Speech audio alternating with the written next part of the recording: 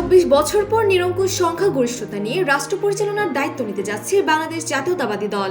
নির্বাচনে দলটির জ্যেষ্ঠ নেতাদের প্রায় সবাই জয়লাভ করায় রাজনৈতিক অঙ্গনে এখন উৎসবমুখর পরিবেশ। বিএনপির পক্ষ থেকে আগে জানানো হয়েছে দলটির চেয়ারম্যান তারেক রহমান হচ্ছেন পরবর্তী প্রধানমন্ত্রী। তবে সরকার গঠনের প্রক্রিয়ার সমান্তরালে এখন সবার নজর বঙ্গভবনের দিকে। কে হচ্ছেন পরবর্তী রাষ্ট্রপতি? দলীয় সূত্রে জানা গেছে অভিজ্ঞ ও তরুণদের সমন্বয়ে একটি ভারসাম্যপূর্ণ মন্ত্রিসভা গঠনের কাজ প্রায় চূড়ান্ত। এরই মধ্যে রাষ্ট্রপতি পদের জন্য ৪-৫টি হেভিওয়েট নাম নিয়ে জোর আলোচনা চলছে। এই তালিকায় সবচেয়ে বেশি আলোচনায় আসছে বিএনপির স্থায়ী কমিটির সদস্য নজরুল ইসলাম খান এবং অন্তর্বর্তীকালীন সরকারের প্রধান উপদেষ্টা ও নোবেলজয়ী প্রফেসর ডক্টর মোহাম্মদ ইউনূসের নাম।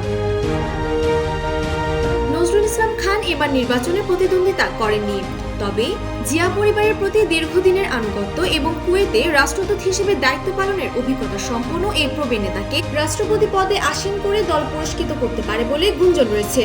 অন্যদিকে আন্তর্জাতিক গ্রহণযোগ্যতা ও রাষ্ট্র সংস্কারে ভূমিকার কারণে ডক্টর ইউনূসকে এই সর্বোচ্চ অলংকারিক পদে পাওয়ার আকাঙ্ক্ষা দলের একটি বড় অংশের।